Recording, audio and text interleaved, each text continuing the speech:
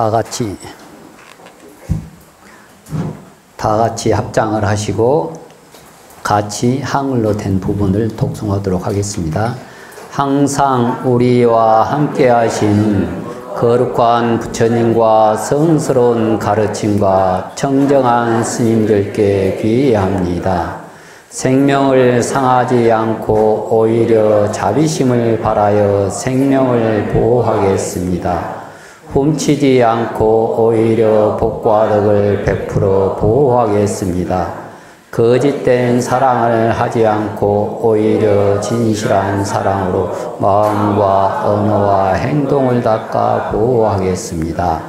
거짓말을 하지 않고 오히려 진실과 성정으로 한이롭게 보호하겠습니다. 욕망의 중심을 잃지 않고 오히려 몸과 마음을 맑게 보호하겠습니다. 자, 교재 61페이지 펴도록 하십시오.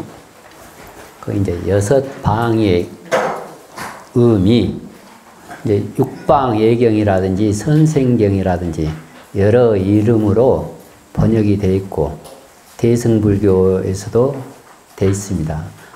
원래 이제 이 연유는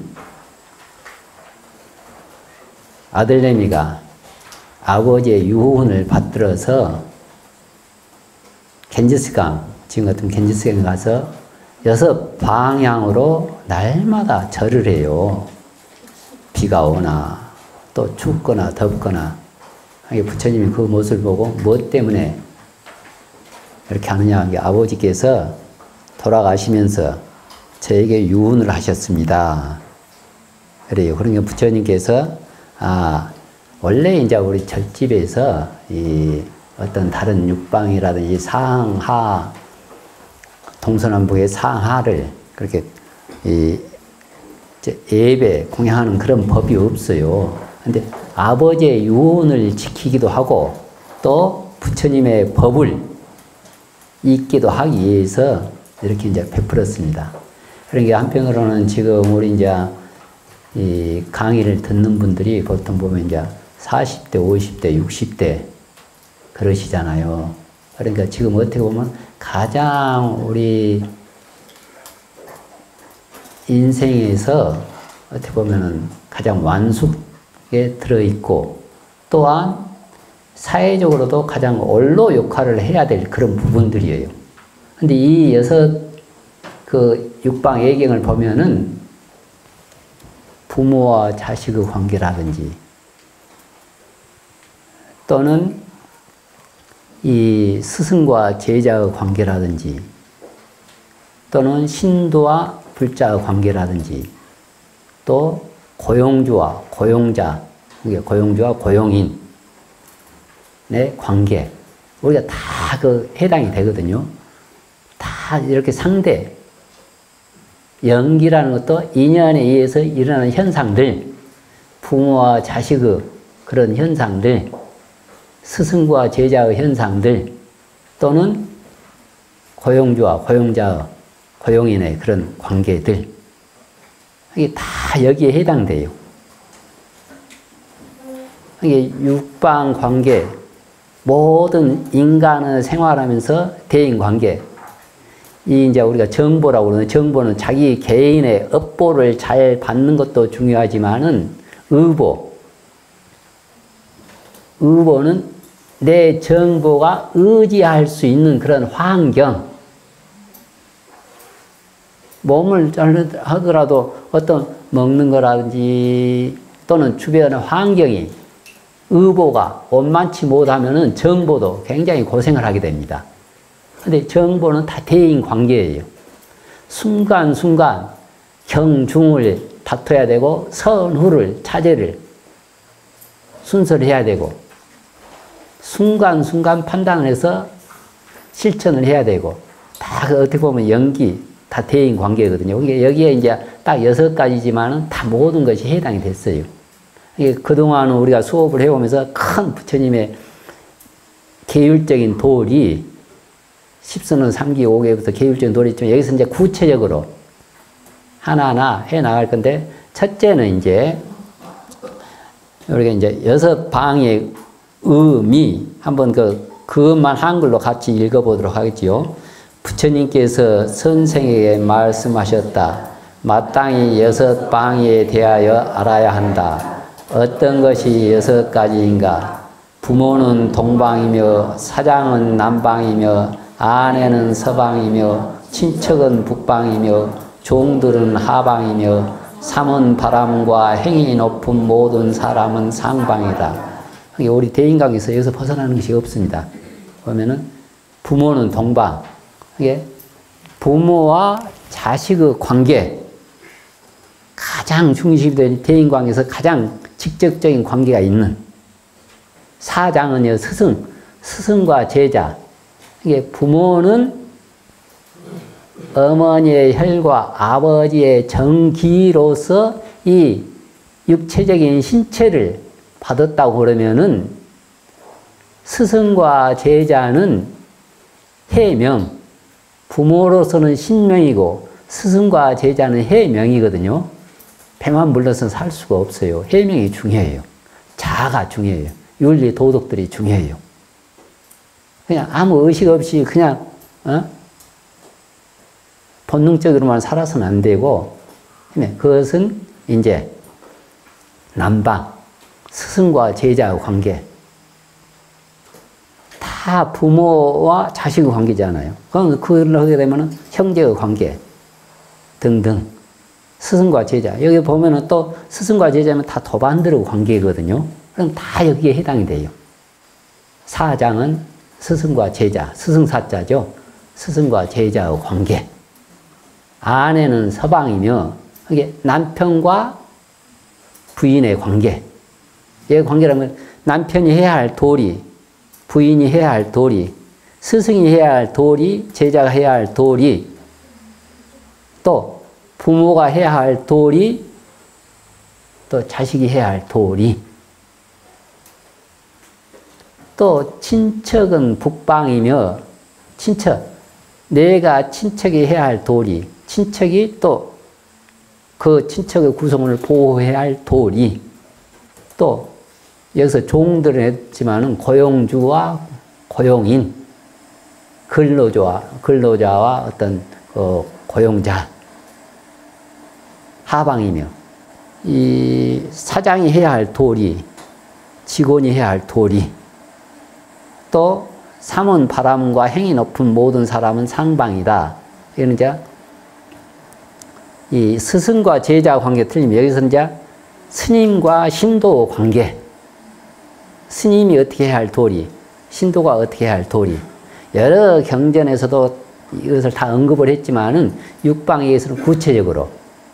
그러니까 그 전에 전 시간에는 부처님이 그때 분쟁을 해결하는 7가지 방법, 그리고 또 화합을 하는 6가지 방법, 7멸정법, 6화기법 했던 기억이 나죠? 근데 또 그때 당시에 이런 관계들을 어떻게 해야 되는가? 어떻게 보면 지금은 이제 이 위치에는 다 어떻게 보면은 가장 우리 사회에서 원로 역할을 해야 될 때예요. 그 말은 뭔 말이냐면은, 젊었을 때는 한 푼이라도 더 벌고 돈을 모으고 바쁘게 요리조리 뛰어다니는 게 굉장히 생활력이 강해서 보기가 좋아요. 근데 50이 넘고 60이 넘어서 그러면은 그것은 생활력이 강하기보다는 좀 노역일 수도 있고 천할 수도 있어요. 이게 뭐냐면, 이제 이 원로 역할을 어떤 식으로 해야 돼? 이것을 잘 보고, 이런 식으로 해야겠구나. 부처님이 그때 당시에 이렇게 했던 이야기예요. 자, 그럼 이제 동쪽, 자식의 부모에 대한 덕목. 이게 뭐냐면, 이 자식이 부모에게 어떻게 해야 될 건가? 자식이 부모에게 어떻게 해야 될 건가?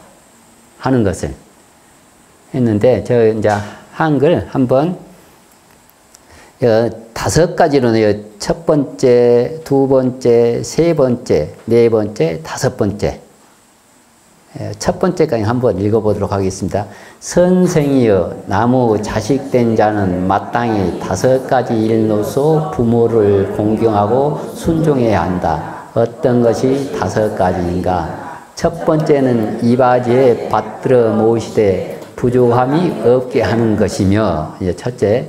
근데 지금 여기 형제는 그때 부처님께서 말씀하셨는데, 지금 현 시대에는 지금 우리 불자님들의 세대는 부모를 모셔야, 치극정성으로 모셔야 되는 마지막 세대이고, 자식에게는 의지하지 않아야 될, 스스로 노후 대책을 해야 할 첫 세대예요. 이 말 듣고는, 아이고, 아들내미한테 가서, 딸내미한테 가서 부족함이 없게 모셔야 된다고 부처님 말씀하셨다 하게 되면, 아주 찬밥 먹기도 힘들어요. 현 시대가 그래요. 현 시대가, 이제 이것도 문화라는 것은 그 시대, 그 장소, 그 사람들에 따라서 변화가 생겨요.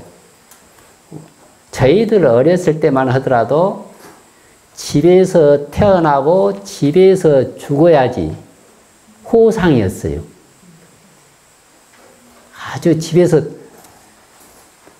애를 낳아야지 복받고 미역국도 따뜻하게 먹을 수 있는 그런 환경이 되고, 근데 지금은 집에서 애를 낳고 집에서 죽으면은 가장 불행한 태어남과 죽음이 됩니다.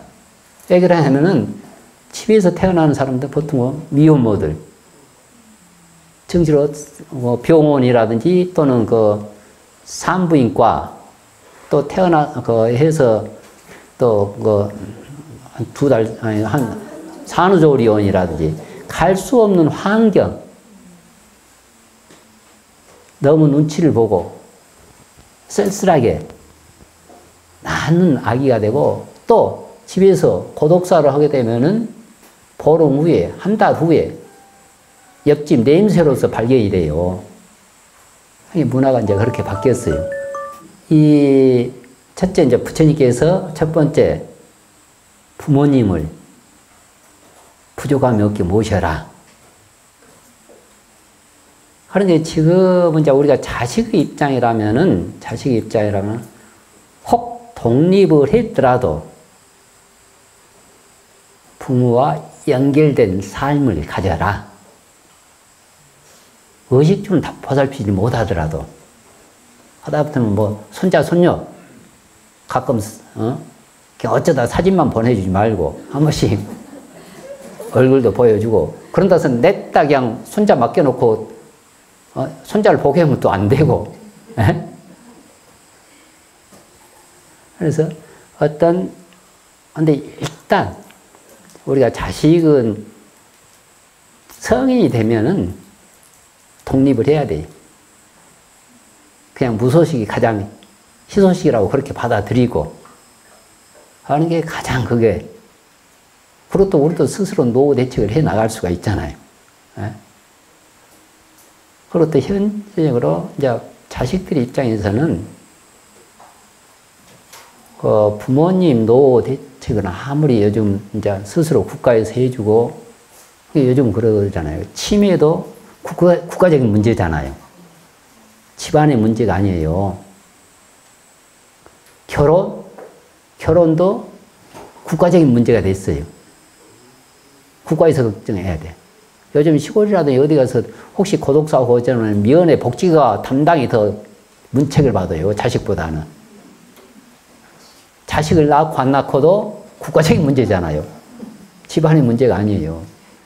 근데 현실적으로 어떤 형제들이 합리적으로 서로 간에 부담을 해가지고 보살피는 게 도리예요. 하다 보면 스스로 경제적인 게든 노후 대책 해결할 수 있는 것 같으면 참 연금이라든지 뭐 했으면 그나마 다행이지만은 그렇지 않으면은 양로원만 가더라도 돈이 많이 들잖아요. 예? 그러면 어떤 자식들 간에 서로 간에 합리적으로 분담하는 것. 그리고 가능하면은 부모님의 노후 계획을 세워드리는 것. 뭐 보험이 됐든 어떤 해결이 됐든. 근데 이제 지금 이 세대에는 이유가 없어요. 부모님한테 지극정성을 모셔야 되는 마지막 세대에 이제.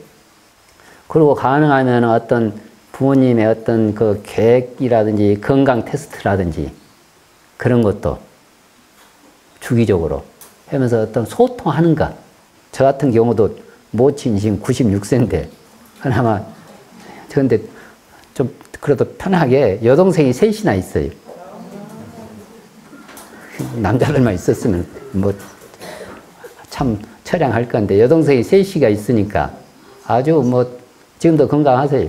정신도 아주 또렷하고 드시는 것도 잘 드시고 어떤 사실 지금은 이제 딸내미들이 아주 그냥 자기들이 그리고 요즘 국가 우리 복지가 워낙 잘 돼가지고 내 어머니여도 여동생이 보니까는 3시간인가 몇 시간은 보호 요양사인가 그 자격증을 따가지고 내 어머니를 모셔도 그 지원금이 나오고 월급을 받아요. 그리고 또 빈틈 시간에 다른 출장.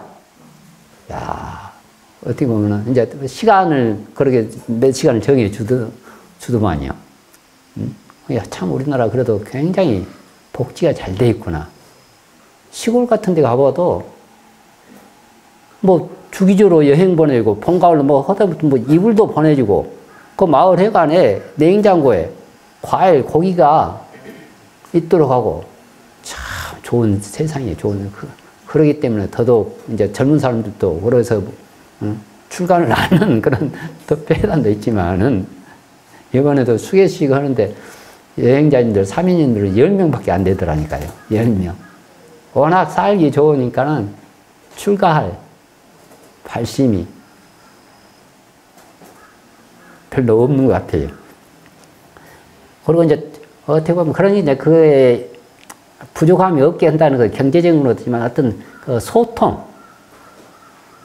그리고 한 해도 이제 연세가 드시면은 다른 못하냐. 우리도 좀 이런 스마트폰이라든 전자치료를 활용을 못하면은 젊은 스님들을 의지를 해야 되거든요. 의지를. 그러니까 그런 것을 스마트폰이나 핸드폰 사용하는 법을 가르쳐 주고, 뭐하고, 그런 것도 굉장히 소통이 되는 거예요. 소통이. 근데 특히 이제 나이가 먹으면 먹을수록 옆 사람을 배려하기보다는 자기 눈앞에밖에 보이질 않아요. 우선 신체적으로. 그럴 수밖에 없고. 이제 또 두 번째, 같이 또 읽어보죠. 두 번째는 할 일이 있으면 무슨 일이든지 먼저 부모에게 엿주는 것이며, 그러니까 먼저, 이제 소통이 되는 게 중요하잖아요. 소통이 되는 거. 그리고 이제 그 경험자들, 근데 지금은 진짜 이 핸드폰 안에 경험이 더 많으니까, 옛날에는 3대가 같이 모여 살잖아요. 그러면 얘가 뭐 하다못해 뭐 황달이 된다든지 얘가 뭐 설사를 한다든지 뭐 어떻게 트름을 내는 법이라든지 할머니, 어머니, 뭐 시어머니 계속 해가지고 배우는 게 많고 경험들이 하여튼 오래 살다 보니까 뭐 제비만 낮게 날아도 뭐 하더라도 장독대를 덮고 뭐하고 하는 것을 이래서 다 알잖아요. 근데 지금 이 컴퓨터 안에가 다 있으니까 이 경험들이 며느리가 그렇게 새겨들으려고 오지 않아요. 더 좋은 축적된 정보들이 많기 때문에 그리고 금방금방 변화가 되기 때문에 근데 옛날에 배웠던 것만 해가지고 막 강조를 하거나 그래서는 또 안 돼요. 그래서는 안 되고 그러니까는 근데 애부터 부모 말을 들으면 어른들 말을 들으면 자다가도 떡이 생긴다고. 예? 큰 나무 밑에는 그렇게 작은 풀들이 못 크지만은 큰 어른 밑에는 덕 볼 일이 많거든요. 이 어른을 가까이 할 때는 덕 볼 일이 많아요. 일상적인 경험담이고 또 일상적인 이야기 하더라도 굉장히 도움되는 것들이 저도 이제 막 스님 돼가지고는 이제 그 우리 도성당 지금 이쪽에 이제 도성당 있죠. 산수 있고 도성당이 노 스님들 계시는 곳이거든요. 그러니까 이제 총림이라고 그러면은 행자에서부터 열반까지 이게 쭉 총림에서 일주문 들어갈 때 아예 영과 업식을 맑게 하는 세월각과 척추당에서부터 우화각을 지나서 능호교를 지나서 사천왕을 지나서 그게 어떤 신업, 구호, 의업을 청정해서 행자 생활에서도 강원에서 서놓은 어떤 소임 다 이렇게 살고 노스인들 마지막 열반처가 이제 도성당이에요. 그게 큰 절에는 열반당, 도성당 등등이 있거든요. 이제 도성당은 가장 남향이면서 대웅전을 가는데 계단이 없고 공양간을 가는데도 계단이 없고 그러한 곳을 거기서 이제 노스님들이 주로 계시고 그러니까 거기는 이제 시봉하는 스님들은 노스님들의 심리를 잘 알아야 되고 나름대로 건강적인 상식도 있고 한방이라든지 그런 거 있으면은 더 좋고 그리고 일단 신심이 있어야 되고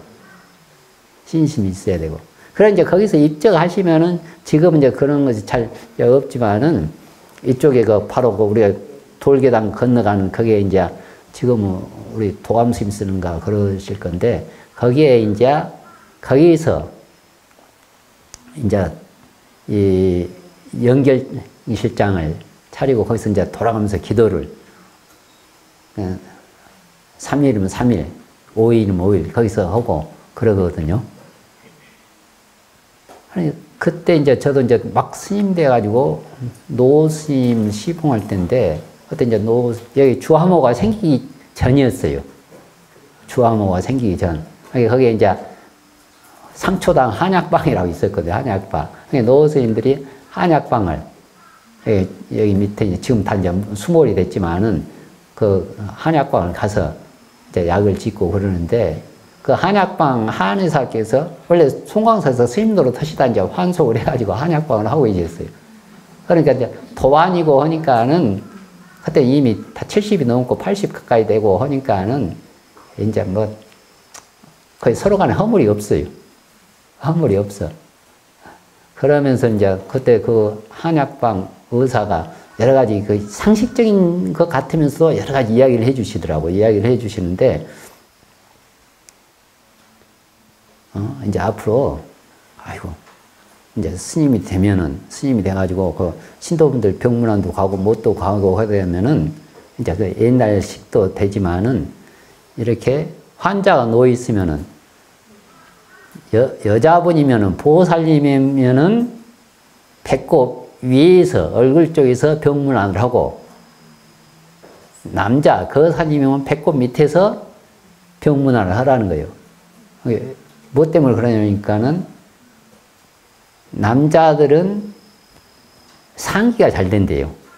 그러니까 이제 배꼽 밑으로 해야지 열이 내려가고 여자들은 보살님들은 하열이 잘 되는데 피곤하고 하열이 잘 되는데 배꼽 밑에 스님이 있으면 더 신경이 쓰인다는 거예요. 그러니까 배꼽 위에서 그렇게 하고 그리고 이제 방문 열고 들어갈 때는 환자방 들어갈 때는 밖에서 호흡을 최대한 해가지고 안에 들어가서 내품을 하고 첫 호흡을 밖에 안에서 들이마시면은 적응력이 없기 때문에 그런 이야기를 등등 또 다른 아주 그때 나도 이제 20대 막 21살이고 그랬으니까 아주 뭐 별 이야기를 다 하시고 별 이야기를 다 해주시더라고요.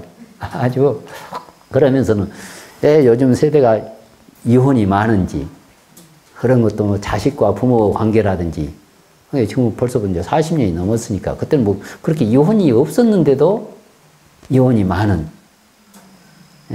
그리고 어떤 부모와 자식의 관계는 서로 원한을 관계 또는 빚을 받으러 오는 관계 빚을 갚으러 오는 관계 효도를 하는 관계 등등 원수를 갚으러 오는 관계 등등 그런 이야기를 해주면서 가면 갈수록 험악한 꼴을 많이 보는 게 가령 은혜를 갚으러 왔는데 요즘 성관념이 그때 그 한의사가 하는 말이 이제 스님들 노스님들 하는 이야기들이 그런 난 옆에서 이제 그냥 안 들린 척 하면서 이제 듣고 있죠. 이제 옆에서 하는데 요원이만 하는 이유들이 은혜를 갚으러 왔는데 보온하러 왔는데 중음신과 인연이 돼서 보온으로 왔는데 요즘 너무 낙태를 많이 한다는 거예요.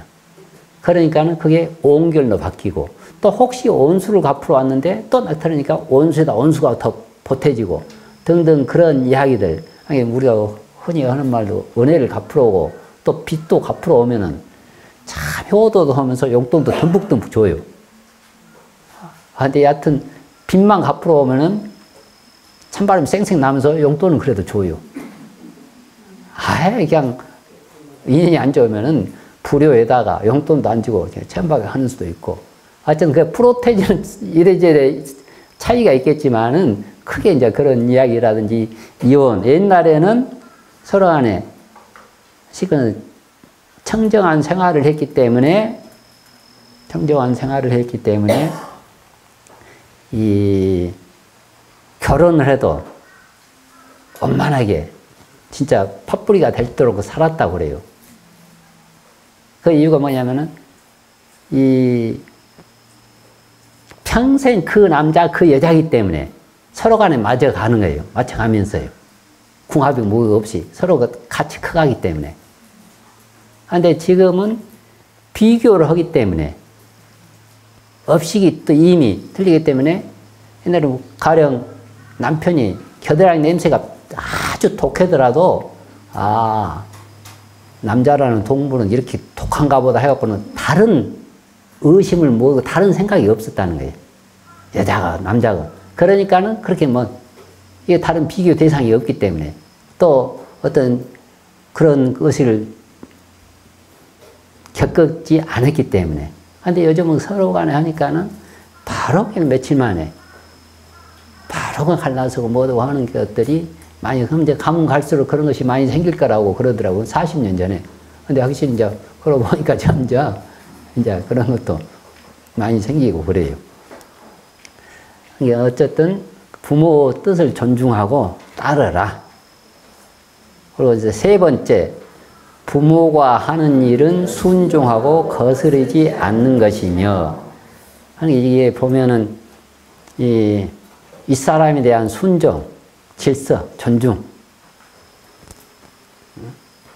이제 아무래도 경험이 많고 보고 들은 지혜들이 많아요. 지혜들이. 근데 이것도 이제 잘 판단을 해 가면서 자식이라도 우리 부처님이 부모님 말 들었으면 부처가 못 됐겠죠? 부처가 못 됐어요. 어?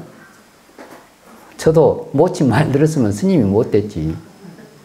아버님은 아주 찬성을 하셨지만은. 그러니까 의식주를 부모에게 의지하면은 모든 것을 리모컨 역할 받아야 돼요. 근데 일단 의식주를 벗어나면은 자기 의지대로. 근데 의식주는 의지하면서 자기 고집대로 하면 그건 또 안 맞아요. 의식주를 벗어나서. 비유를 들면은, 군대 갔다 와서까지 부모, 어머니, 아버지 품에서 판단도 하지 못하고 어떤 결정도 못하고 그렇게 하게 되면 아주 불효가 되잖아요. 2살도 되기 전에 엄마 나 똥 쌀 거야 해서 화장실 간다고 하게 되면 그렇게 하게 되면 엄마 아버지가 박수를 치지만은 군대 갔다 와서 엄마 나 똥 쌀 거야 하게 되면 등짝 맞지. 가장 불효가 돼요. 내 의지, 자아, 내 뜻대로 하는 것. 그리고 또 부모들은 이제 그렇게 성이 넘어서는 간섭을 안 하는 게 좋아요. 워낙 우리가 모르는 세계들이 많고, 네 번째는 또 부모의 바른 명령을 감히 어기지 않는 것이며, 효도를 잘하는 집안이 성인 군자도 많이 나고, 부모의 효도, 가정을 잘 다스린다리 충성 성인도 많이 나와요. 이제 중국에 이제 이런 가지 이제 기도 영험이 있는데, 이제 그 중국에서는 정초에 두향이라는 그 풍습이 있어요. 두향은 뭐냐?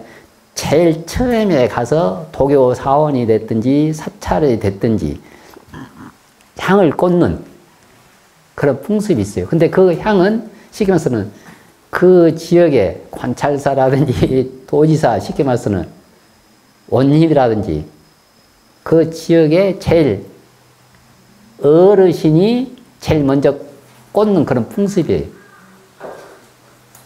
그래서 정초가 돼가지고 이제 어떤 만화님이 이제 구름 마에다 바리바리 해가지고 이제 나서는, 근데 마치 그 옆집에 이제 어린 소녀가 이제 병든 아버지를 모시고 단둘이 어렵게 살고 있어요.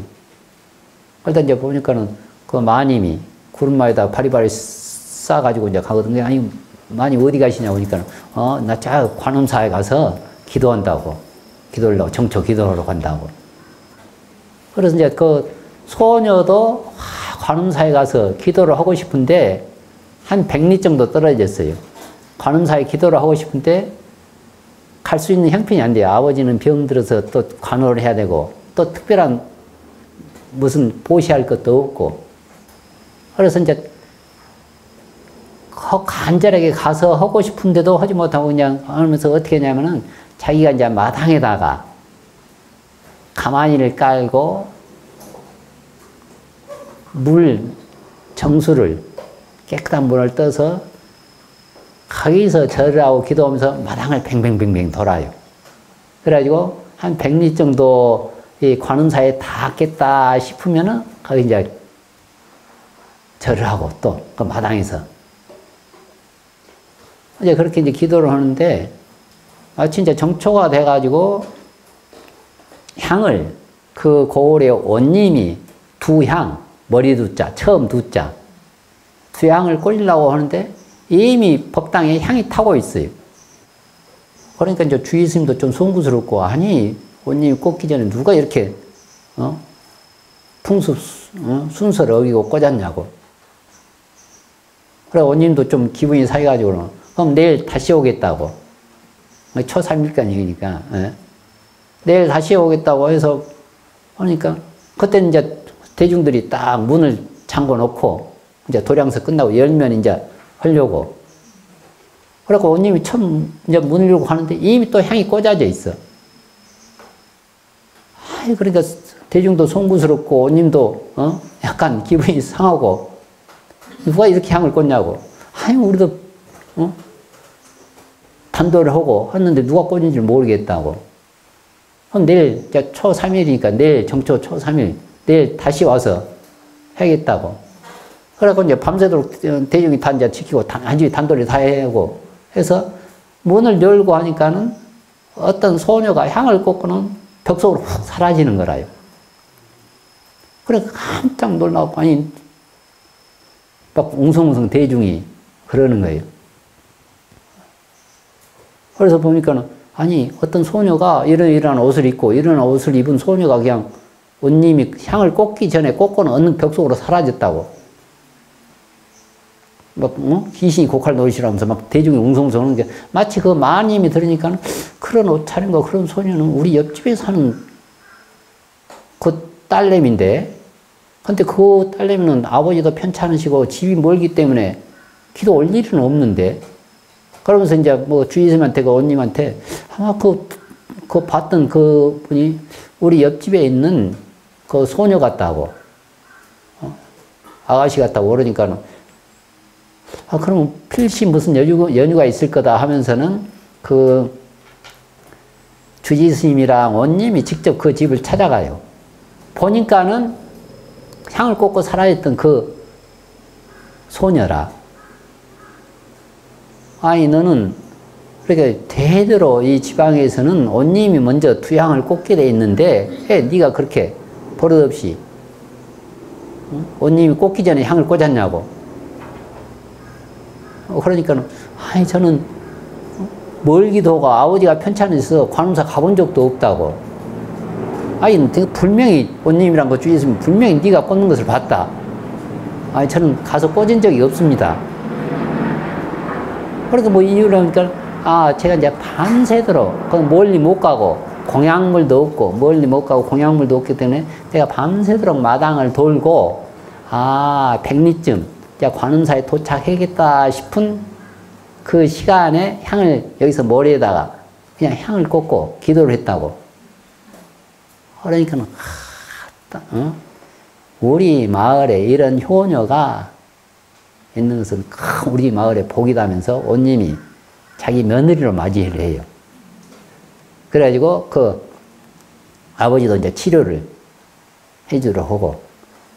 그러니까 그래가지고 자식들도 아주 효자들 또 충신들을 배출하고. 그러니까 어떤 우리가 보면 영양상종이라고 그러잖아요. 내 목소리가 크면은 메아리도 크게 돼 있어요. 물이 깊고 넓으면 큰 고기, 큰 배가 뜨게 돼 있고, 진흙을 많이 모아놓으면 조성하는 불상도 크게 돼 있어요. 그것이 인과법이고 그것이 부처님의 법이에요. 그러니까 부모 말을 잘 듣는다, 어른들 말을 공경한다 하는 것은 효자 집안에 충신들이 많아요. 옛부터 그런 말들이 있죠, 이제. 부모를 가능하면은, 근데 참, 우리처럼 이제 출가한 사람들이 밤낮 부모, 효도하는 이야기가 안 맞는 듯도 하지만은, 우리도 뭐 실컷 뭐 전화를 한 번씩 오고, 오시면 오는가 보다 한 번씩 이제 가서 하거나 하지만은, 이제 여동생들이 고맙긴 하죠, 이제. 2남 3년대, 아이고, 아들내미들은 다 자기 앞가림도 하기 바빠가지고, 딸내미들이 아주 잘 모셔요. 그러니까 어쨌든 부모 명령을 잘 받드는 사람들이, 어른을 잘 모시는 사람들이 충신도 되고 일도 잘 풀리게 돼 있어요. 자, 다섯 번째는 부모가 하던 바른 가업을 끊어지지 않게 하는 것이다. 순종을 하고 가업을 이어가는 것, 계승하는 것. 이게 그 가족의 그 가풍, 그 가치라든지 정신적인 유산이라든지 부모님의 삶에 대한 그 방식, 좋은 것은 받아들이는 것. 그래서 무엇보다도 가족 간에, 친족 간에 화목하는 것. 그래서 그런 사람들은 긍정적인 사고이기 때문에 하는 일마다 인복도 있고 제복도 끌어오고, 그래서 또 다음 세대에 전달해 주는 것. 그러니까 이제 어떤 부모 이 가치관, 또 어떤 뭐 요즘 컴퓨터 같은 것도 많이 있고 그러니까는 이 가족사를 또 정리하는 분들도 있고 그러더라고요. 그리고 또 어떤 그 가족 모임이 화합되게 웃는 집안들, 이 얕은 집안을 웃게 만들어야 돼요. 웃게. 서울에 그 우이동이라고 있는데, 우이동 고사라는 아주 유명한 이야기가 있을 겁니다. 있는데, 거기에 이제 그 직접 있었던 일이거든요. IMF가 있었잖아요. IMF 때 많은 사람, 직장이라든지 회사가 돈 난다고 막 자살한 사람도 있고, 어렵게 살기도 하고, 그랬었잖아요. 이제 다 겪은 세대들이잖아요. 겪은 세대들. 근데 마치 이제 회사에서 그래도 이제 중간 간부 돼가지고 아주 잘 나가다가 IMF 해갖고 회사가 문을 닫게 됐어요. 근데 마치 또 아들내미가 고등학교 3학년이고 딸내미가 고등학교 1학년, 한창 돈 들어갈 때고. 그래서 이제, 직장이 없어지고 하니까는 아주 어려운 가운데, 이제 그 일용직으로, 일거리. 그것도 일용직을 한 막 새벽 5시에 막 그러잖아요. 힘들게 가서 이제 일하고, 일이 없으면 다시 또 터들터들 오고. 그래서 이제 어떤 날, 이제 일용직으로 갔는데, 막 5시 지나고 6시가 돼도 누가 시간은 고용주들이 일거리를 주러 오는 사람이 없어. 이미 그래가지고 이제 6시가 더 넘으면 이제 다 끝나는 마당에. 그래가지고 그냥 힘이 없어가지고 7시가 다 되도록 거기에 이제 앉아 있었다고 그래요. 근데 마치 이제 7시가 다 돼가지고 어떤 분이 오더니만은 일거리 찾냐고. 일거리 찾는다고. 그러니까 그럼 험한 일도 좀 하시겠냐고. 아이고, 지금 뭐, 이 일, 저 일 가리겠냐고. 그래, 이제 마치 이거 하는데, 그 집을 짓는, 이제 그 단지를 어려운 가운데서 그 아파트 단지처럼 짓는데, 거기에 이제 무용고 묘들이 많이 나오는 거예요.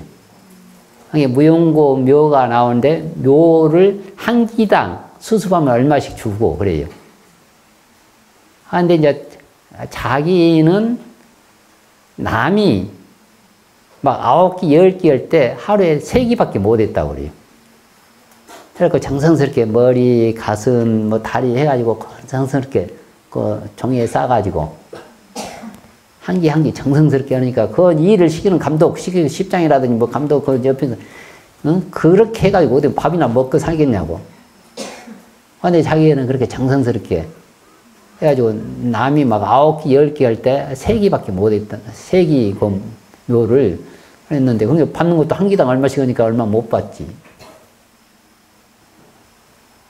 그래가지고는 이제, 근데 그날 꿈을 꾸는데 어떤 그 구름말을 끄는 할아버지가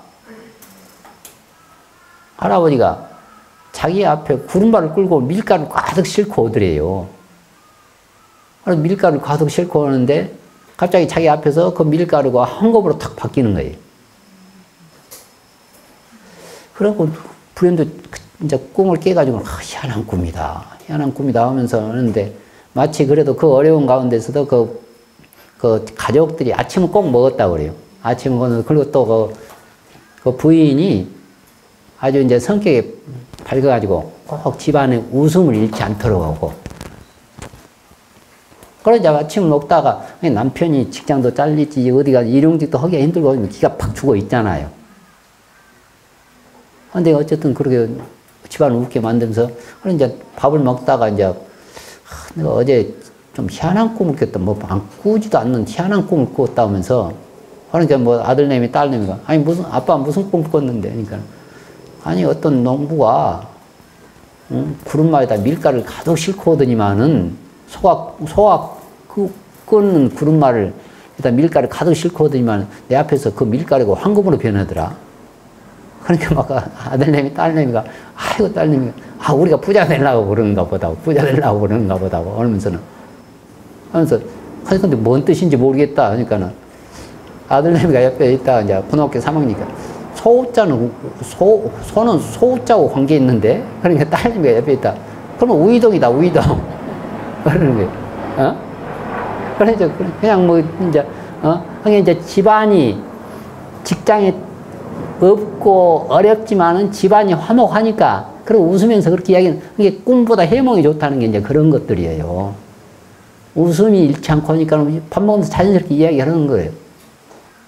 그리고 이제 그날도 그 일용직 갔다가 일거리가 없어가지고 이제 또 터덜터덜 집에로 오니까 이제 부인이 남편이 워낙 기운이 빠져갖고 저렇게 그냥 맥이 빠져갖고 있으니까 너무 보기 안쓰러우니까 산책이나 가자고. 이 마당에 무슨 산책 무슨 정신없는 소리를 하고 있다고. 아니, 그래도 그냥 남편을 끌고 갔대. 그래서 걷다 보니까는 우이동을 들어가야 됐는데 남편이 내가 꿈에서 보던 거리인데? 깜짝 놀라는 거예요. 꿈에서 보던 거리라고.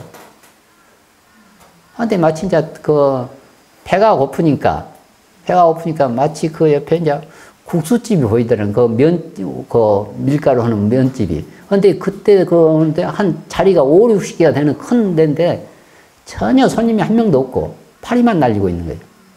그래 들어가서 이제 여기서 국수 한 그릇 할 수가 있냐고 그러니까 앉으시오 하면서는 요즘 어떻습니까? 요즘 국가가 전체가 다 그러니까 죽지도 못하고 지금 온금 다 까먹고 지금 팔 수도 없고 지금 이렇게 지금 체량하고 지내고 있다고. 팔지도 못하고 있다. 뭐 이러저러다 그러면 이제 뭐 그러면 팔 생각이 있습니까? 그러니까 아이고 가격만 많이 팔겠다고 하면서 뭐 이래저래 해가지고 그럼 얼마나 하는데요? 이거 말이 그렇지 안 판다고 이제 그러다 이제 뭐 그냥 그런가 보다 하고 이제 먹고 다 끝나고 나오려고 하는데 그 주인이 식당 주인이 뭐 진짜 생각 있어요? 그러니까는 얼마나 해야 되는데 그러니까 그때 하는데 그때 돈으로 500만 원을 주면은 이걸 하겠다고. 그러니까 500만 원 부담되는 돈인데 또 여자는 또 촉이 있잖아요. 뭐가 일단 촉이 있으니까는 그러면 우리가 하겠다고 막 여기저기 모아가지고 어렵게 모아가지고 500만 원 장만해가지고 그 집을 인수를 했다고 그래요. 인수를 했는데 진짜 파리만 날리고 손님이 한 명도 없더라는 거예요. 한 석 달 가까이. 그래가 이거 내가 개꿈에 속았구나 그냥 해가면서 내가 접으려고 하는데 갑자기 어느 날부터 막 손님이 일하는 인부들이 뭐 그 집으로 막 오는 거예요. 보니까는 거기에 이제 아파트 단지 하면서 일거리가 막 하면서 그 이제 집이 그 국수집이 거기밖에 없으니까 그 면이 뭐 짜장면이고 뭐 그런 중국집이 그래요. 그 바로 본체를 2층으로 세우고 그 옆집까지 사는 그 아주 그 우이동 고사라고 유명한 고사가 있거든요. 그러니까 그것이 이제 내가 이야기하고자 하는 것은 어떤 꿈을 잘 꿨다보다는 집안이 화목하니까 웃는 집안에 그래서 복이 오는 거예요. 그 남편이 직장도 잘리고 먹을 것도 없고 그러지만은 그 아들내미 딸내미 한창 돈 들어갈 때잖아요. 고등학교 3학년이다 1학년. 그런데 집안이 그렇게 화목하면은 복이 절로 들어와요. 나갔던 복도 다시 들어와요. 사람도 들어오고. 그러니까는 어떤 가업을 입고 또 여기 보면은 어쨌든 부모가 해야 할 도리라든지 자식이 해야 할 도리든지 웃음을 잃지 않도록 하는 것. 그러면 어떤 긍정적인 에너지 파동, 양자학, 연기법으로서 그게 다 그게 주파수가 맞아 가요.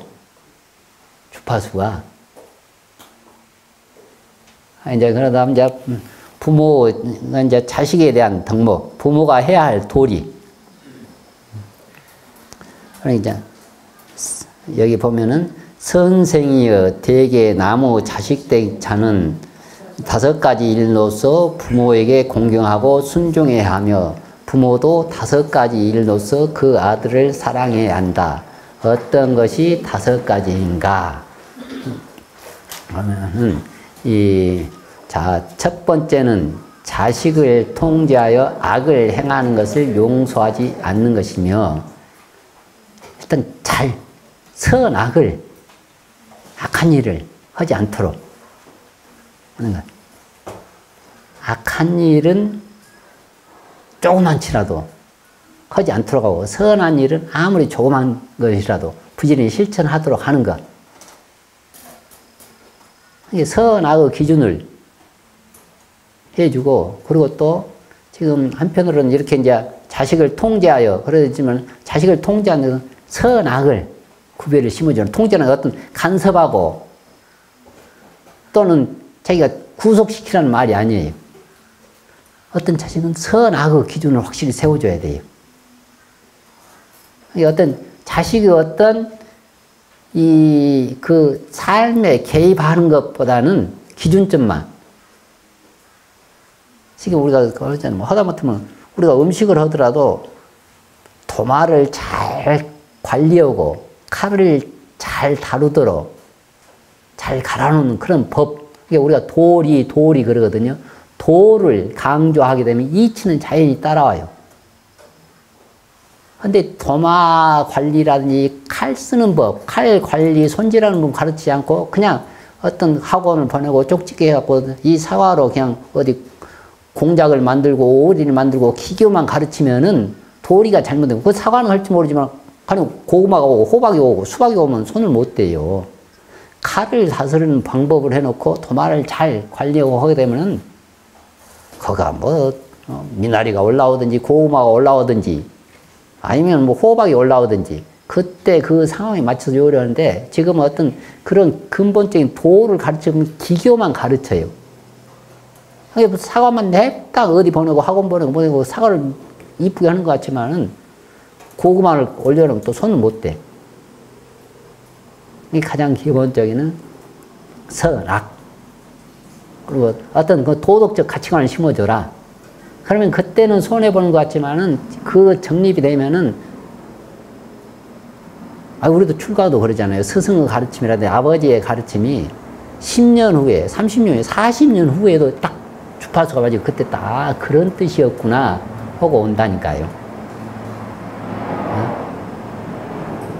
어떤 도덕적 가치관을 심어줘라. 그리고 어떤 그 자식들이 그것만 해놓고 선택을 하는데 자유스럽게 해줘야 돼요. 그리고 자식은 성인이 되면 바로 독립을 할 수 있도록 독립의 중요성을 가르쳐주고, 직업의 선택, 이게 다른 거 없어요. 5개만 지키면은 뭐 하늘을 의지해서 살든지, 땅속에 의지해서 살든지, 물속에 의지해서 살든지, 그거 간섭할 필요 없어요. 여튼 여기다 껌댕이를 묻혀갖고 살든지, 다 복된 삶이에요. 그냥 넥타이 메고 반드를 하면서 5개를 파악하게 되면 그거 큰 업이 되고, 아니, 딱 5개만 기준 삼으면은 직업, 어떤 사람, 그거 간섭해서는 안 돼요. 다 그냥 자기가 판단하도록 하고,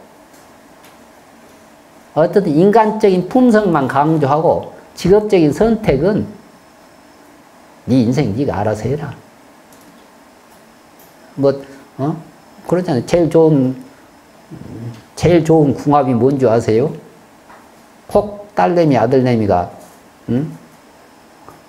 엄마 남자친구 있는데 남자친구 어떤지 한번 봐봐. 그러면은 이거 네 인생 네가 알아서 해라. 그래도 한번 봐야지. 그래도 엄마가 생각하는 남자 기준이 있을 것 아니에요. 그래? 그럼 다른 거 없다. 네 남편 같으면은 아니야, 지금 네 아빠 같으면은 아주 남자로서는 그저 그렇게 괜찮은 거다. 그러면 최고 좋은 궁합이에요. 그 말이에요? 그 가족이 그만큼 화합되게 살으라는 거예요. 아이고, 아들내미가 그러면, 네 엄마 같으면은, 그 좋은 여자다. 네 아빠 같으면 좋은 남자다. 최고한 궁합이에요. 그러려면 그렇게 모범이 돼야 되잖아요. 모범이. 따로 사주팔자 볼 필요도 없어요. 궁합 볼 필요도 없고, 이것저것 맞힐 필요 없어요. 그럼 평상시 그런 환경 같은 그런 주파수들이 모여요. 그런 중음신들도 모이고. 자녀를 정직하게 가르치는 것이 가장 모든 교육의 시작이에요. 악행을 방지하고 선을 행하도록 하는 것. 그리고 자, 두 번째는 가리키고 타이르되 모범을 보여주는 것이며, 그러니까 이제 이 아이들에게는 어떤 비평이라든지 말로 가르치는 것이 아니에요. 행으로서 모범을 보이는 것. 자녀들은 3살이 됐든 우리 출가한 사람이 30, 40이 돼도 똑같아요. 어간 스님들, 선배 스님들의 신업, 구업, 의업을 보고 모방해서 배우는 거예요. 특히 자녀들은 엄마, 아버지의 삼업을 보고 모방해서 배우는 것이, 자녀들은 가르치는 것이 아니에요. 가르치려고 하면 이미 각도가 틀어지기 시작하는 거예요. 나의 생각, 말, 하나의 행동, 그것을 보고 자녀분들 그대로 따라서 하는 거지. 그래서 남자친구, 네 아빠 같으면 그런 대로 남자로서 역할하고 한 가정 꾸려간다. 네 엄마 같으면은 괜찮지. 네 인생 네가 사는 거. 내 기준은 굳이 말해서 기준한다면은 네 아빠 같으면 괜찮다. 그러면 최고가는 궁합이고, 뭐 다른 거 볼 필요가 없어요. 그러려면은 어쨌든 어렸을 때부터 말로 가르치면은 큰 소리가 나고 폭력이 나오고 그냥 이 분위기에서부터 혈압이 올리는 일들이 많아요. 자, 세 번째는 그 사랑이 뼛속까지 사무치도록 하는 것이며, 그래도 뭐 어떤 인연이 됐든지 부모 자식은 굉장히 큰 인연들이거든요. 아주 소중해요. 보면은 아랍 같은데 제일 험악한 욕이 뭐냐면 자식보다 오래 살아라. 그런다고 그러거든. 자식보다 오래 살아라. 하긴 뭐 공부를 좀 못하고 하더라도 건강하게 험악한 꼴 안 짓고 하여튼 큰 좋은 인연이고 복이에요.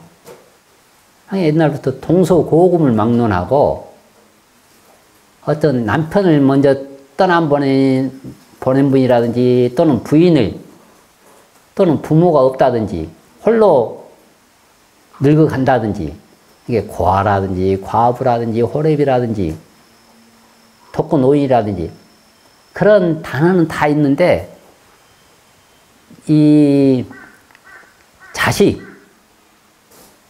자식을 먼저 잃은 슬픔 그 단어는 없다고 그러거든요. 어떻게 보면 자녀분들이 굉장히 큰 인연들이에요. 아주 고마운 인연들. 혹 보기에는 좀 미진한 것 같아도 근데 그래서 보면은 근데 이것을 다른 것도 뼛속까지 사무치도록 하는 것이다. 그러면 그냥 삼업을 청정히 하는 거. 삼업을. 그럼 보면은 이제 뭐 자식 다 키우는 어떤 손자오라든지. 자, 이제 네 번째는 자식에게 좋은 짝을 구해주는 것이며, 결혼을, 이제 어떤 세속에서는 결혼까지 해야지 이제 부모 할 도리를 다 한다고 그러잖아요. 아니, 지금은 이제 청소년기를 지나서 20세가 넘으면은 다 이제 결혼하고 말고 관여할 필요가 없어요. 우리 이제 어떻게 보면 불교도 굉장히 좀 보수적이거든요. 나도 개인적으로 이야기하게 되면은 이렇게 이야기하고 그러잖아요. 연세 드신 분들도 자식 결혼하라고 그렇게 이야기를 안 한대요. 혹시 결혼해서도 자식, 손자 나라고 이야기를 않고 굉장히 우리 불자님들도 굉장히 개방적이더라고요. 그렇게 이야기를 안 한대요, 요즘. 그러니까 어떻게 보면은 이제 결혼을 시키고 어떤 물품을 공급하고 여유가 있으면 그렇게 해주는 것도 좋지만은, 아이고, 이제 본인들이 알아서 하도록. 근데 어떻게 보면은 정서적으로 든든하게 지지를 해주고 또 나름대로 그 울타리가 배경이 돼주는 것은 좋죠. 여유가 있으면 경제적인 독립을 할 수 있도록 또 도와주고. 근데 혹 그것이 안 되더라도 집안이 화목하잖아요. 그러니까 네가 무슨 일이 있을 때 언제든지 돌아올 수 있는 그런 울타리는 있다 하는 그런 이안감만 주더라도, 이안감만 주는 게 누차 강조하지만은 어쨌든 부모한테는 이제 지극정성으로 모셔야 되는 마지막 세대고, 자식한테는 이제 의지해서는 안 되는 첫 세대, 용돈 받기도 이제 힘든 세대예요. 챙겨주면 고맙지만은 그런 것을 알고 이제 그렇지만은 능력이 되면은 집안이 정서적인 안정감을 주도록, 혹시 살다 보면 자기들 혈압 올리는 일도 있을 거고 눈물 나는 일도 있잖아요. 그러면은 내가 기항처가 있다, 안정감을 느낄 수 있다 하는 것만, 그 환경만 조성해줘도 굉장히 크나큰 복이에요. 그 돈으로 하는 것보다는 그 분위기, 너는 언제든지 와서 쉴 수가 있다. 뭐 한숨 자고 갈 수가 있다.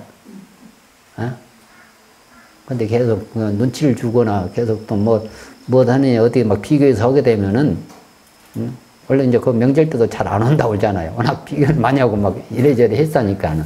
어? 애부터 그래요. 어떤 그런 안정감이 있어. 이게 돈 놓고는 못 웃어도 아이들의 발자국이라든지 울음소리 있으면 그 웃음이 난다고 그러거든요. 이게 집안이 화목해야 돼요. 화목해야 돼. 이게 저 마을이라든지 절집도 행자님들이 많이 있어가지고 부지런히 독경하는 소리가 막 문 밖으로, 담 밖으로 쩌렁쩌렁 울려야 되고, 집안도 잘 때리려면은 막 애 뛰어다니는 소리, 울음소리, 애가 막 책 읽는 소리가 문 밖으로는 해야지 그 집안이 잘 되고 그 절집이 잘 돼요. 최고가 한 게 이 흉터일지라도 애들이 울고 떠듣고 뛰어놀잖아요. 그럼 길상의 터로 바뀌어요. 길상의 터로 바뀌어. 그리고 집안이 잘 되려면은, 절집이 잘 되려면은 애들이, 그러니까 할아버지가 제일 복받은 소리는 손자가 글 읽는 소리, 절집이 제일 잘 되는 소리 하는 것은 행자님들이 목탁 두드리면서 염불하고 경 읽는 소리, 강원에서 막 개구리 울음처럼 막 강경하는 소리, 그러면 그 절집, 그 집은 잘 되게 돼 있어요. 그러니까 우리가 보면은 그냥 이제 지금 이 위치에서는 어떤 인생의 조언자나 또 인생의 선배로서 어떤 이제 원로 역할을 해야 돼. 네. 여기 보면 다 그 자세하게 이야기해서 지금 6가지가 다 지금은 부모와 자식 간의 관계만 지금 이야기를 한 거예요. 부모와 자식 간의 관계. 자, 5번째는 때에 따라 필요한 물건을 대주는 것이다. 이 성인이 되기 전까지, 성인이 돼서는 이제 자기 의식주로 알아서 하는 게 가장 큰 효도고, 성인이 되기 전까지는 참 어떠한 마음으로, 그래서 이제 보살이라는 단어가 그거예요. 우리 한국에서만 보살이라는 단어를 쓰는데, 부처님 다음 가는 계급이 10법계에서도 부처님 다음 가는 부처님과 동급이에요. 근데 우리는 보살 그러거든요. 왜 그러냐면은, 보살은 관념화되어 있고, 형이상학적이어가지고 개념이 잘 안 서요. 근데 우리가 어머니들 보고 보살님이라고 그러잖아요. 왜 그러냐면은, 어머니가 말 그대로 어렵게 자식을 낳을 때, 결혼은 이제 막 10년 만에, 또는 뭐 3대 녹자를 한다든지, 그러면은 그 자식이 오밤중에 새벽 1시에 2시에 일어나서도 막 젖달라고 하게 되면은 기뻐요. 밥 먹으면서 똥을 싸더라도 오히려 그 자식 입장에서 생각하고, 아이고, 설사네. 무엇을 잘못 먹었지? 그 똥을 싸더라도 오히려 웃음기가 있고, 올백으로 나의 신업과 구업, 의업의 올백으로 자식을 사랑하는 마음, 그것이 보살의 마음이에요. 그렇게 어렵게 얻은 자식이 똥을 싸거나 울거나 뭐든 모든 것이 나한테는 기쁨이고, 동작 하나하나가 서서 첫걸음을 뛸 때마다 어떤 내가 힘이 빠져갖고 있는데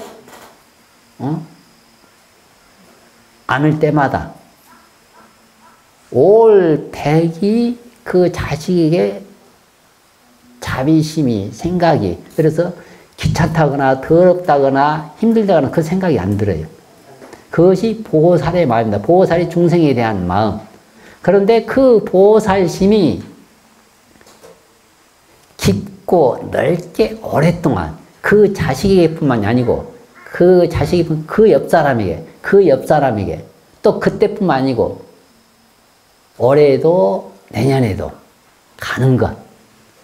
근데 그때뿐이고 다시 가장 또 여자의 탐진치로 삼독심으로 돌아가고 가장 또 질투가 많고 시기심이 많은 여자로 돌아와 버려요.